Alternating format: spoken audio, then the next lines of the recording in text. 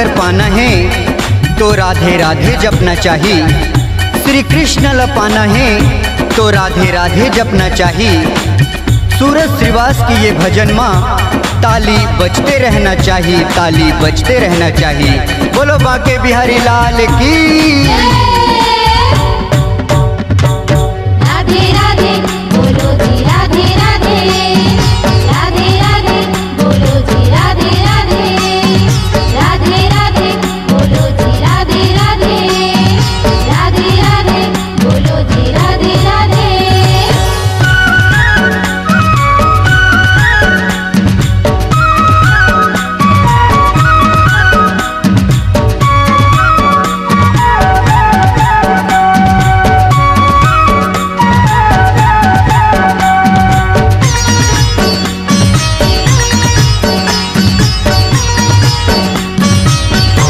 एक समय के बात है जब राधा रानी ठट्ठा ठिठोली माँ कदम पेड़ के पीछे छुप जथे।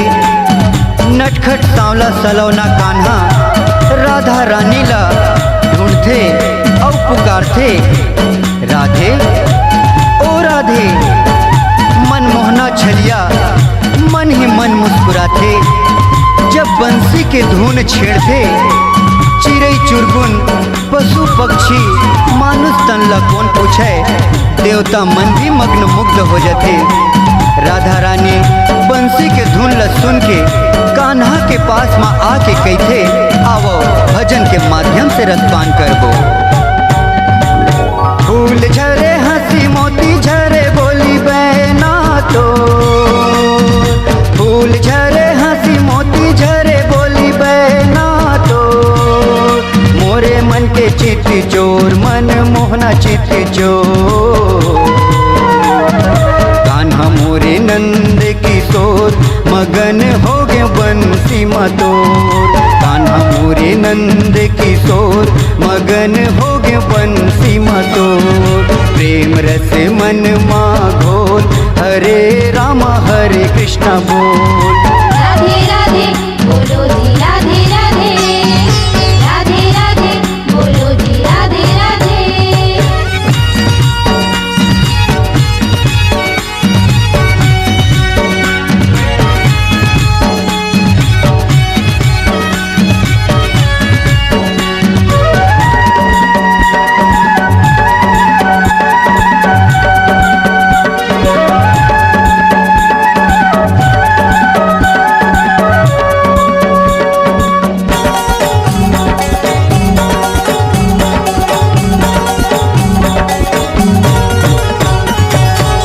बनघट नटखट गैया चराए राधा रानी छुप जाए।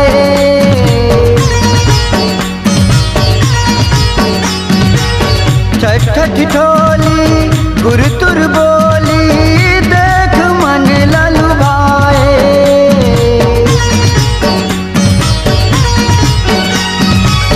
बनघट नटखट गैया चराए राधा रानी छुप जाए। ठठ ठिठोली गुरुतुर बोली देख मन ललु भाए। नटवर झूली झूली तोर रिंगना झूली झूली तो। छलिया कान्हा चित चोर देखे बिना जाए जिया मोर। प्रेम रस मन माँ घोल हरे रामा हरे कृष्ण बोल। राधे राधे बोलो जी राधे राधे, राधे राधे बोलो जी राधे राधे।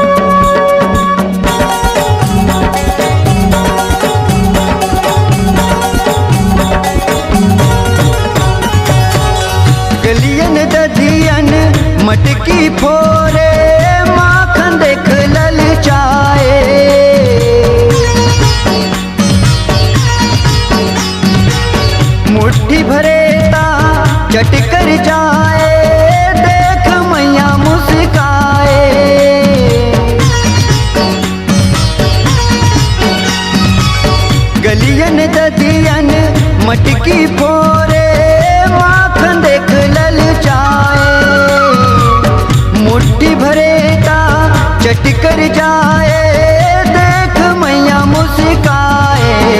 मैया कहे माखन चोर, मैया कहे माखन चोर। प्रेम रस मन घोर, हरे राम हरे कृष्ण बोल। प्रेम रस मन घोर, हरे राम हरे कृष्ण बोल।